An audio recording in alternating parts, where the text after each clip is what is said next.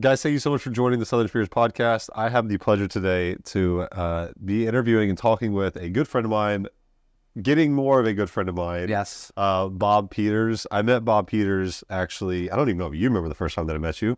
I was invited to a friend's house. Yes, absolutely. I do remember. Yeah, and he was doing a private event, and I was not drinking at the time. I remember. And so I came up to you, and I was like, dude, can I just have something that's solid and no alcohol? Right. And I think I was the only person not drinking. And you were. Yeah. You were. And you said yes, and maybe an awesome drink. So thanks Good. for coming on the podcast Of course. today. Thank you. I appreciate it. Yeah, this is great. Y'all's studio space in this backlit room is amazing, and I'm honored to be here. So thank you so much for having me. You made it to the vault. The vault. I know. That's cool. So your background, I actually don't know a lot of your background, so I'm going to ask some of those questions. Please. Where are you from? So originally from Charlotte. I was born and raised, right over the line in Charlotte, North Carolina, and grew up in the same house for all my school age years. And then once I graduated high school, I went down to UNCW for several years. You actually made it out of UNCW. Well, most people don't leave. not with a diploma, but I did get out of there eventually. And so then I moved back home. Actually, it was kind of a good time to get back home. My father was having a little bit of a health issue, and so I came back home and started working in restaurants and fell back in love with Charlotte at that time. I was like, man, this place really is not so bad. Right. So I then, again, quite accidentally just sort of fell into the restaurant business and I love it. Job? So the first place I started working back in Charlotte when I moved back was at the Porcupine Cafe, which was on East Boulevard. It was a super progressive place. Like Dilworth area? Yeah, 100% on East Boulevard. And so it was a very progressive restaurant. They were the first ones in Charlotte to not put any French or old world wine on their menu. It was just all California, United States. And everybody was up in arms about it. And all of our customers just thought that was the craziest thing that they had ever heard of before. What year was this? Oh,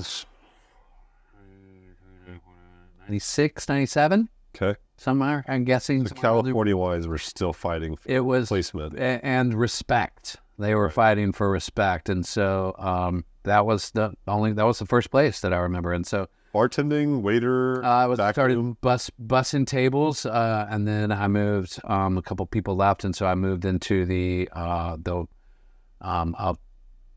bartender position after a little while. But I had started bartending at this dive bar in the meantime, which was one of my favorite places of all time, still to this day, a place called the Elizabeth Pub. I was on 4th and Torrance, 1427 East 4th Street. I still remember. Wow. It was a complete dive bar.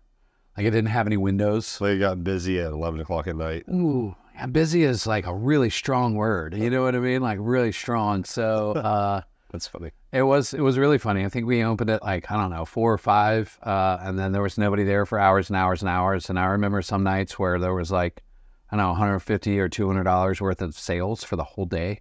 Wow. Yeah, but it was super cheap, and everybody that came in there was like family. It was a great place, and I got really good at shooting pool. Oh, cool. And it was like bartending 101. It was like twisting beer caps and pouring straight shots of booze for our regulars, and everybody was super kind, and it was a really great way to break into the bartending world. That's awesome. So bartending in Charlotte at that time, so early 2000s, late 90s, early 2000s, what was the scene?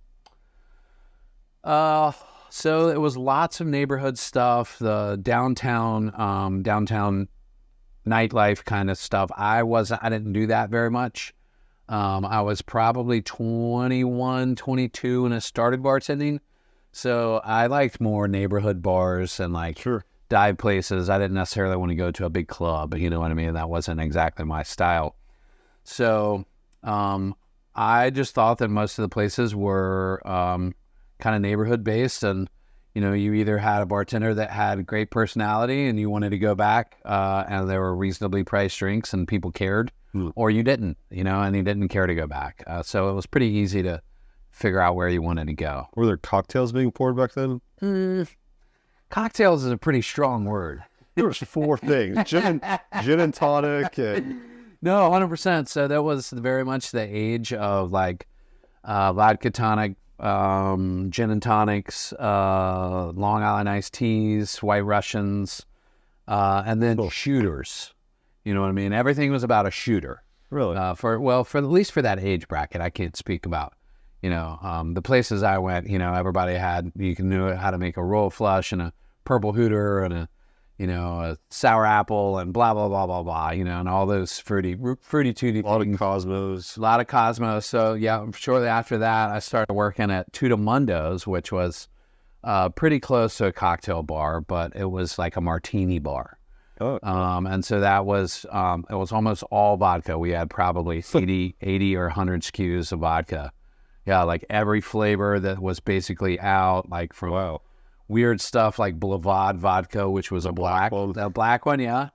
Yeah, it was, it made some interesting color cocktails, but there was that too, all the absolute flavors at the time, and at the very beginning, it was basically like mandarin and citron, excuse me.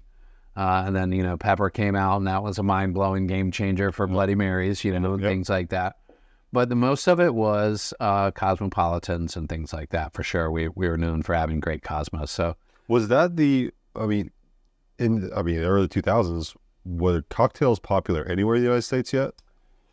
Or do you just don't know? So I think that was somewhere around the time when Dale DeGroff was sort of bringing back the cocktail, Who's that? Dale DeGroff was the guy, the main head bartender at the Rainbow Room in New York City.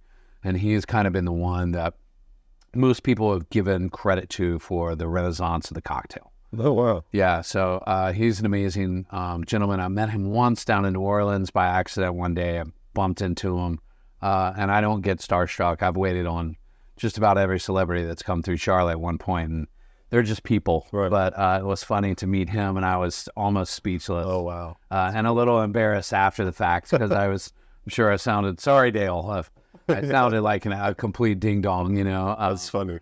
But and now he reads your cocktails. And I don't know. I don't know about that. I would hope to think one day maybe, but we'll see. So what year did he start with that whole kind of renaissance? So I'm gonna get the year wrong, I'm sure, but that's the era, sort of probably in the 90s, I think, mid to late 90s, I think. Sorry if I got that wrong. Sometime when he started doing things, he found an old cocktail book and was like, okay, how do you make your own grenadine? You know what I mean? Like, why don't we go back to fresh juice? You know what I mean? And things like that, making these things from scratch. Because what was it before in the bar? It's like all bottled stuff. You know what I mean? We got so hooked on things like, Rose's lime juice, which is not lime juice. It's like a lime syrup. And right. Citric acid. Citric acid with lime flavoring, you know what I mean? And lots of sugar and food coloring and things like that. And, there's a time and a place for everything. I'm not pooping on that, but we forgot. And so there's that sort of that thing that we do remember, it's like mom's home cooking, it's like right. From scratch, of course that tastes better.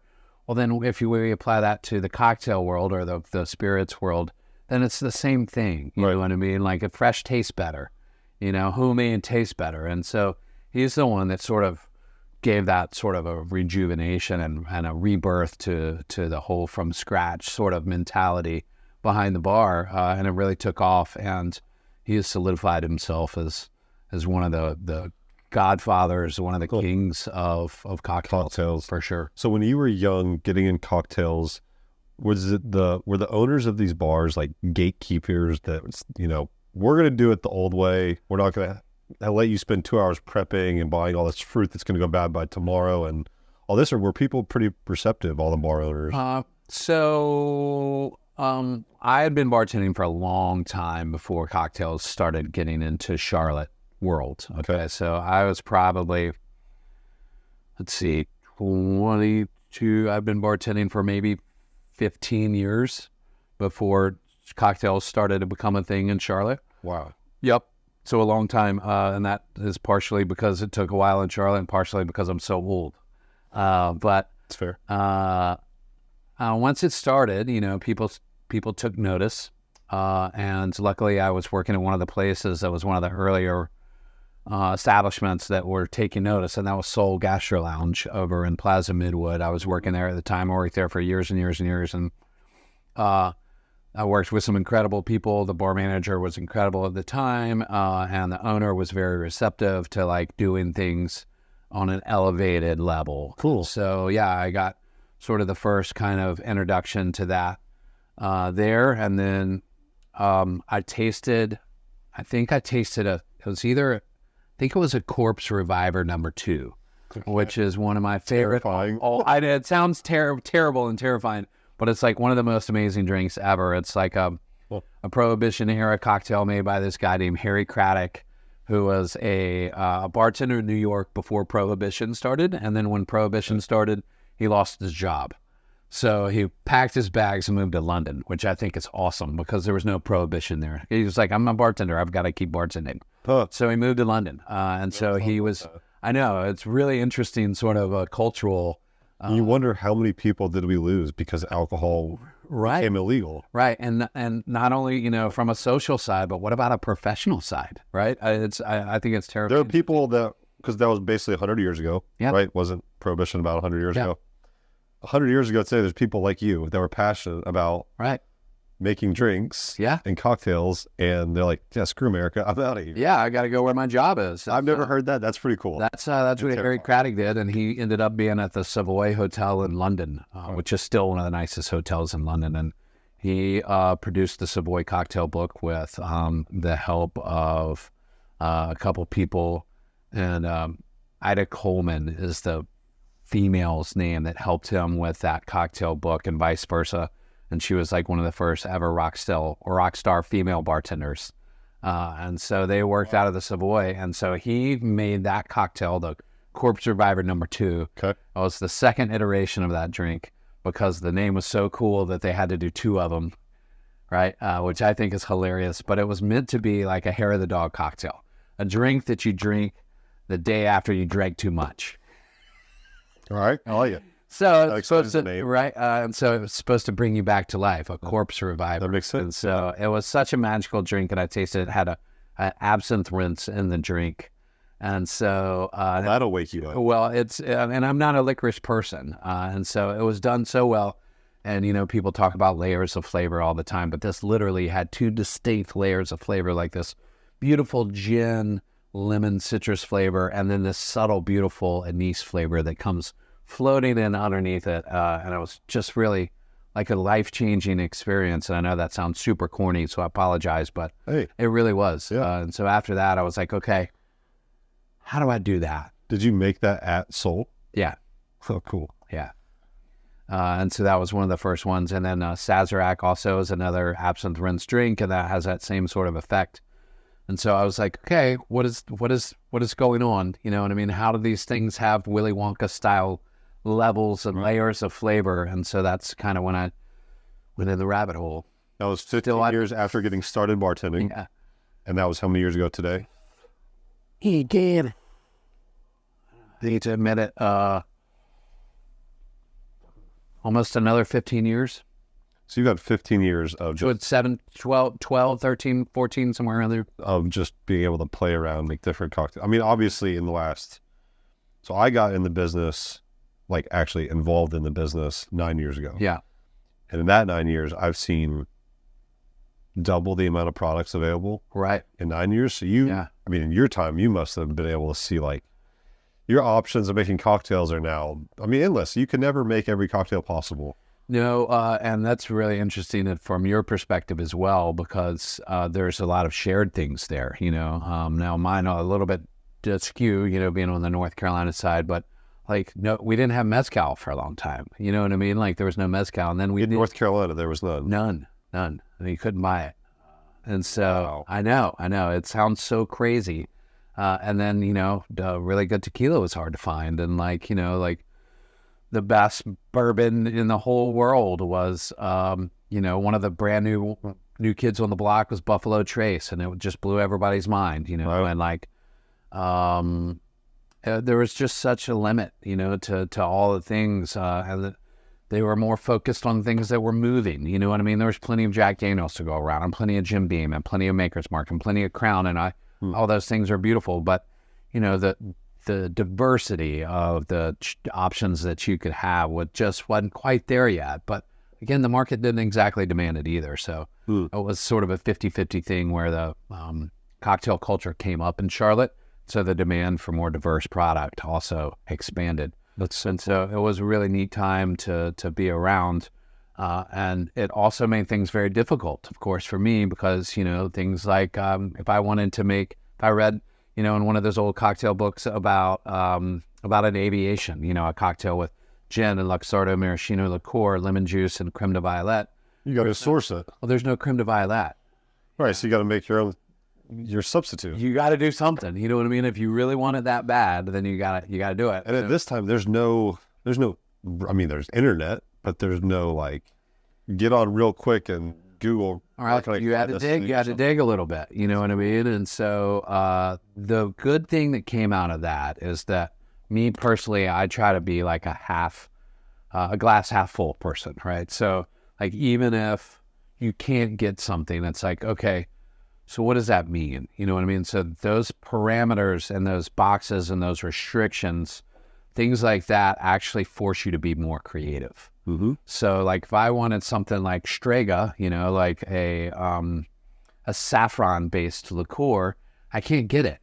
So I would go out and get saffron and infuse it and make my own. You know what I mean? And I didn't know what didn't know what Strega tasted like, but it doesn't matter, because then I would have a saffron flavored syrup that I would make, and then I would just go crazy with that, make all the things that I possibly could, and explore the world. All we're drinking is saffron. Absolutely. No, I'm serious. Like, that's how it was. Every week I had something completely different. Wow. And completely off the wall, no matter what it was. And so, like, that's how I explored the world, you know, through like restrictions and creativity. Is this all happening in business or at home? Business. This is all happening in business. So how many, you go from that first, you know, the first, I guess, cocktail bar to then what was the next step? So as I was at Seoul, one of my best friends came in. His name is Brian Lee. He used to own Pisces, which is still currently a sushi bar in Charlotte. And he doesn't drink at all. And he's this wonderful person. And he comes into Seoul late one night, and I was like, oh God, what's wrong? You know, because he wasn't coming in for a drink, you know what I mean? And I was like, is everything okay? And he was like, yeah, what do you mean? Of course. Well, you're here at 10 o'clock. Yeah, exactly. And he was like, oh, no. He was like, no, I just wanted to talk to you for a minute. And he was basically, so he said, we're expanding the restaurant. We're going to kind of build into a lounge side. And I wanted to talk to you about maybe looking at some of the floor plans, because my dad was an architect. So he knows that. Your father was? My father, yeah. Cool. And so he said, I know you read that language. And I was like, I do. He said, so will you look at the floor plans and tell me if we're missing anything as far as a bar design goes? And I was like, oh, 100%. So a couple of days later, I went over and we rolled out the big blueprints, you know, on the table. And I said, everything looks good. You might want to put a second floor drain back here, you know, behind the bar. And I was like, and don't forget some spaces for trash cans. Practical things. Super practical, you know, but a guy who doesn't work behind a bar has no idea. And maybe an architect who even does specialize in bar design might forget about that stuff too, you know. So they were like, wow, okay, that's really smart. So they came back a couple of weeks later, and it was the same thing happened. He popped up at Seoul late, and I was like, everything all right? He was like, no, everything's cool. We're just talking again. It's like, okay, what's going on now? He said the architect thought those were great ideas, so they've changed the drawings so that we've factored in those things. And he goes, now I need a cocktail menu. And I was like, cocktail menu? I was like, all right, well, that's kind of like asking for a beer. You know, like, what kind of cocktail menu? Yeah, pretty open. Right. Is this the first cocktail menu that you built? Yeah, from scratch. So I just went down the rabbit hole. He was like, I want to be able to, this was, you know, again, like almost 15 years ago in Charlotte. He was like, I want to be able to charge $15 a drink. He was like, I don't want somebody sipping on a $7 glass of wine for 45 minutes. You know, like, I want to do nice stuff, but I also want to sort of do something cutting edge a little bit. So what about a bar menu? And I was like, yeah, we can do that, but you don't just get to do that. He was like, what do you mean? And I was like, well, you kind of might need to consider having a curated liquor list instead of just everything, like there probably should be a reason why you have things and a point of view, about it. And I was like, like we could talk about, local ingredients and farm fresh stuff and everything homemade and like, ice, and, a presentation and beautiful glassware and like, stories behind the cocktails and all those things. And he goes, gosh, I didn't think about that stuff. And I was like, well, it's, this is kind of new area for Charlotte. And he goes, okay, do it. Wow. Awesome. So yeah, it was a great opportunity. And so it took me a long time to do it, but I just, again, went down the rabbit hole. And how long did it take you to build the first one? Yeah. It wasn't, well, I wasn't on a time crunch. I started way ahead of time, but it was probably several months that it took me. That's cool. Yeah. Wow. Yeah. All right, so you build this. Did you get involved with them? Did you teach people afterwards, or did you just? So here's a list. I wasn't intending to work there, but when it came time to hire people, I said, listen, there's some weird stuff going on in this cocktail list. I was like, so you need people to take this seriously and do some of these techniques. Like, for instance, just very simple example, like muddling. You need to muddle this the right way, in order to get the right flavor out of this. Because if you just kind of, half do it, then you're going to eat the mojito mint. Yeah, and like, it's not going to taste as good as if you really do it, and then you're going to really taste the flavor of the mint or whatever it is that we were muddling. And so he goes, all right, so how do I do that? And I was like, well, why don't you ask all the bartenders that you interview for the positions, like what their top 5 favorite cocktails are, like, or favorite recipes, like even if it's a Royal Flush or a Long Island iced tea or something silly, you know what I mean? Like whatever they are, and nobody could do it. Nobody could come up with 5 recipes. And so that was just how bartenders were then. They were just, like they might they were a body, you know what I mean? And you order Jack and Coke, then the recipes in the in the title. Hadn't progressed past college bartending yet. That's it. And so he was like, we're having a hard time, doing this. And I was like, how about this? Why don't I come on involved for a little while and I'll train the person. And then after we kind of get the right staff in place, then I'll bounce. He was like, that'd be great. That would make me feel more comfortable. So then I got there and we started training people, and I really fell in love with the process. Like I fell in love with all the prep work. And had you heard of people doing this before, going in and training bars? And not really. And it's not something that, like I wasn't intending to do like consulting work or anything, but look where it led you. I know. And so it was really interesting, but I just fell in love with it. And then I got more and more into it. And I also didn't want to kind of selfishly pass this baby along to somebody that I didn't fully trust, that would treat it with the respect and love that I did, that I had learned to do with it. And you're putting your name on it. Yeah. And so then after, a couple months, then people started recognizing what we were doing and saying, oh, okay, maybe I don't want, a bourbon and Coke. Maybe I do want whatever you say I want, Right. And so then after about a year, we started making a little bit of waves. And then a year and a half, we were probably making citywide news with publications asking us about what we were doing. And, inside 2 years, we had made a national name for ourselves. And so people were doing things like occasionally extending their layover in Charlotte to come by Pisces to have dinner and a cocktail before they hop back on the plane to go wherever they were going. So that is so cool, dude. That was really, really cool. So you go from there, Pisces. Yeah.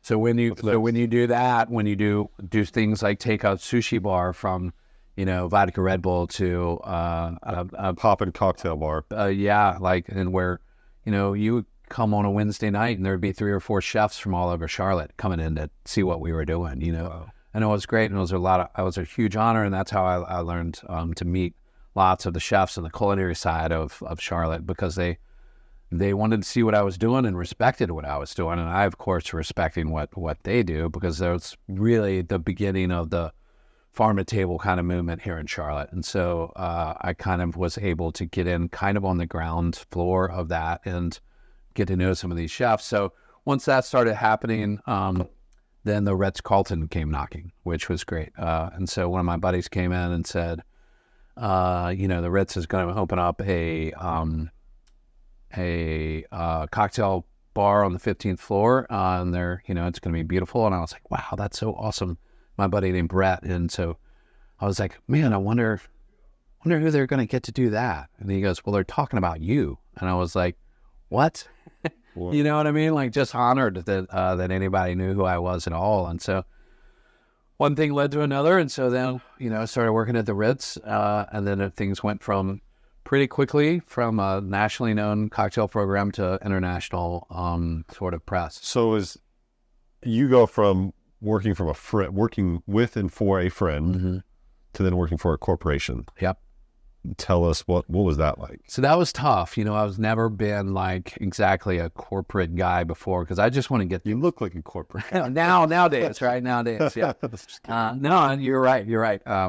But this, I always wanted to just get things done. You know what I mean? Like, I don't want to necessarily, clock out for a break for 15 minutes every shift. I just want to work until things are done, and I want to do it my way, because I'm not wasting any energy or having to jump through any hoops. So there was definitely a learning curve, but they were very good to me.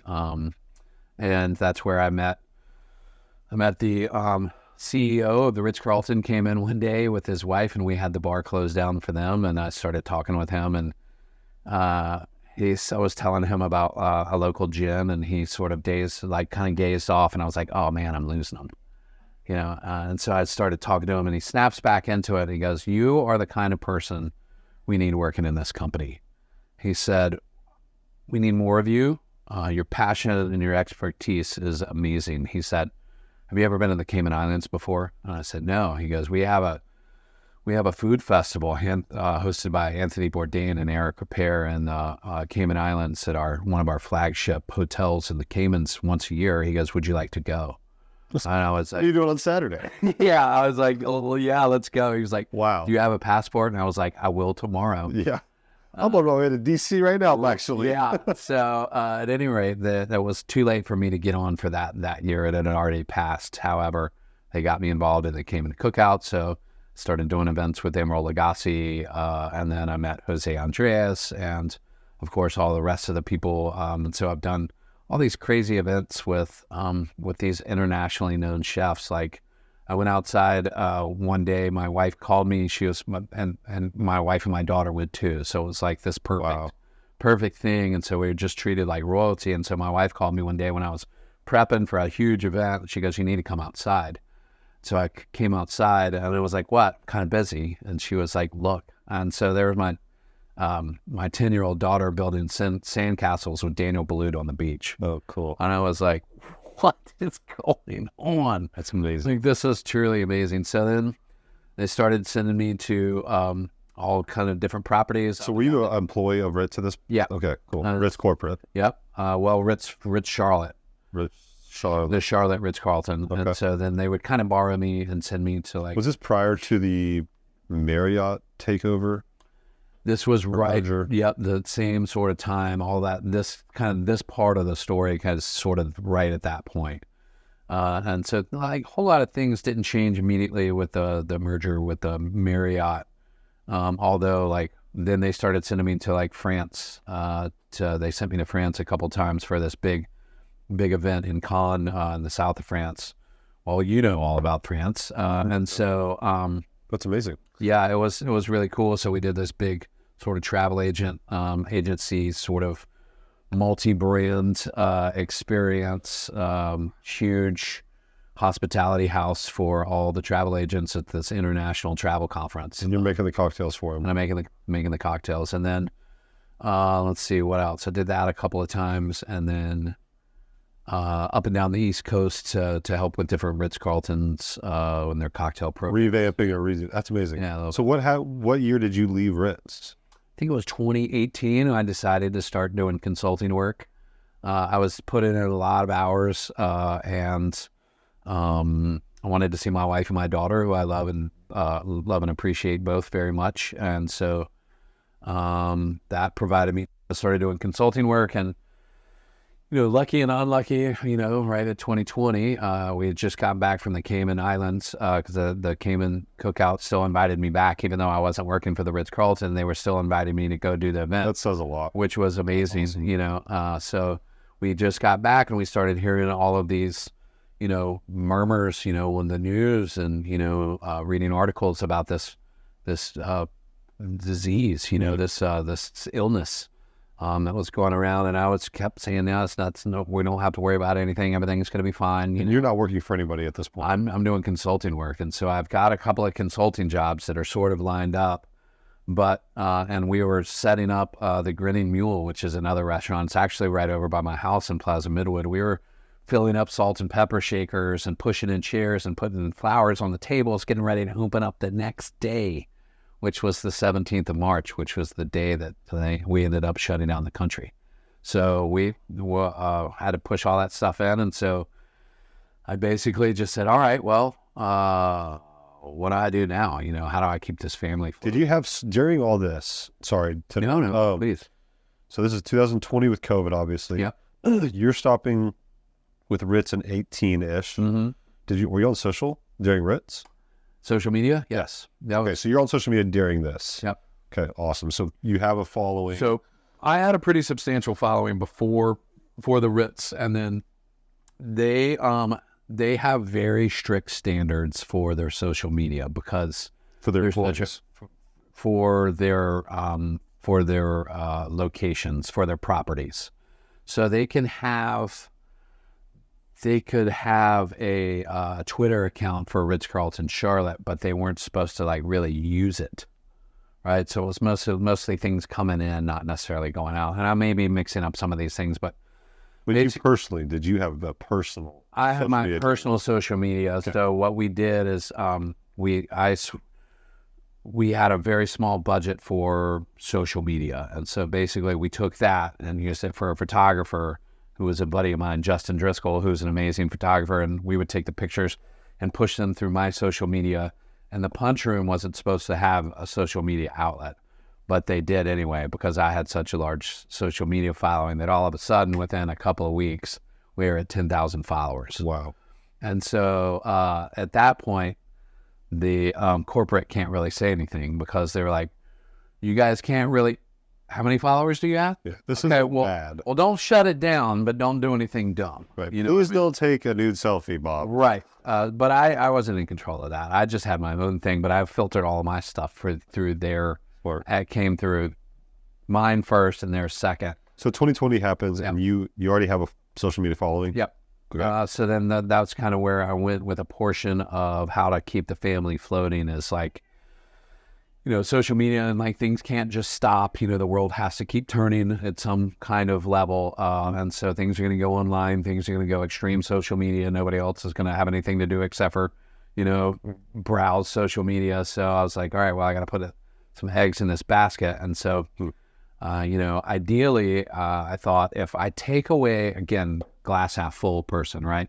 If I take away all of the no's, all the no's, then what would I do and how would I be successful? And I said, I would push everything through social media and online stuff, and that's how I'm going to get paid and how I'm going to keep the family floating.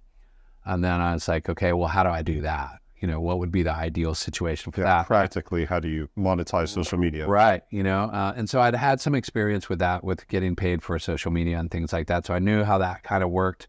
But in order to take photography, in order to do videos, in order to do online classes, which was how it was all moving, and I already agreed to myself that that's where I was going to go. So I needed a bar. I needed a bar, and I also needed a studio kind of to take pictures. And so I was like, oh gosh, I need a really nice camera. I need a bar, and I need a studio. And I was like, okay, well, I need a studio, bar, and a camera. And I was like, well, I can use my phone, that'll work, close enough, right?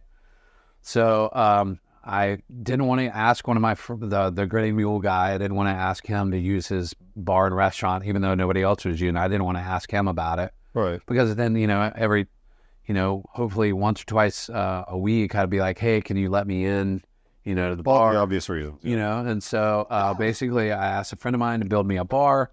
and it's not very big. It's about this big, and it's a little bit shallower. And so he built that for me for $200. And a friend of mine who's a camera, like a really amazing cameraman, for lack of a better term, he taught me how to do studio lights out of painter's lights for about $8 a piece. Also, and then I bought a $30 tripod off of Amazon. And that's how your social media became at home, right? At home, right? At home, yeah. So I was doing online classes, and so that's how I basically got through. You're doing online cocktail classes. Mm-hmm. Yeah. Oh, sweet. So there was. Were these like so? I actually didn't know that. Tell me, what was that? What was like practically? If I want to learn from Bob Peters, what did that look like in 2020? So there was a PR company that was working for General Mills at the time, and they were based out of Charlotte and Octagon, and they're super, super nice people, extremely talented, really, really smart. And so before, all of these things were set up with General Mills and Octagon before the pandemic, obviously. So General Mills had hired Octagon in order to do this guest engagement sort of project, and it was huge. It was all around college football and tailgating, so tailgating college football. So a part of it was like having these celebrity chefs in this like basically giant 18-wheeler that would pull in, and the 18-wheeler would like fold down into this giant studio kitchen, and they would do these cooking demos for like their VIPs, and some of this would be online and some of it would be on TV. And it would all be based around like college tailgating, Saturday morning kind of stuff. Very cool. And so because all of that stopped, they had to figure out how to spend the budget and what to do and how to keep the VIP people that General Mills were going to engage during each of these city stops all around the country every weekend, how to engage those people and how to treat their VIPs still like VIPs. So then they reached out to me and had me do we set up craft recipes, custom recipes for each different city. We ordered things for them, had them sent to their houses, basically did a Zoom class at the beginning before the game started. So it was like a in-home tailgate kind of thing. Wow. I think they called it home gating or something like that. It was really clever and very engaging. And so I would teach them with a couple of things that they had in their cocktail kit that came to their house, like a drink to make that was unique and super easy to do. And they would send them, sometimes some shakers and sometimes jiggers and spoons and strainers and all the things and some, some booze. And wow. That was a lot of fun. And they would also have celebrity athletes like football players or sports announcers. They would do like game by game sort of breakdowns about things. And you could engage with like Emmitt Smith. To like talk to him about like your college football team playing, their arch nemesis or whatever, and you could actually talk online with Emmitt Smith and be like, so what do you think our chances are about the run game today? And he would go through it and give you his professional, like Hall of Fame opinion. While they're drinking a cocktail. While I'm sitting there and I'm like, in my garage bar, what I mean, making silly drinks, and wow, that was a lot of fun. That is so cool. Yeah. So that's 2020, 2021, same things happening. Yeah. So, the pandemic is starting to ease up a little bit, but still some concerns. But business is moving back towards business. And bars are opening. So, yeah, slowly and carefully. Cocktails to go. Carefully, you know what I mean? Like things were going, and, lots of rules and new procedures around how to do things, and masks and sort of different ways of setting up the bar so that, it was at least can cross-contamination and things like that as possible. So all of those were very challenging, but luckily, again, I sort of made it through, and people that shut down during the pandemic or didn't have their opening date, because of those things, now they're starting to open back up. So some of those things had stacked on top of each other. So now my consulting business all of a sudden was going very well again. Wow. And so a little bit of travel here and there. I actually did get COVID coming back from Los Angeles. I did a giant event with one of the tequila brands, with one of the Cristalinos that came out. Nice. And so I got that, I think, coming back on the airplane, I think. So that was a little scary, but I never got too crazy sick. It was just miserable.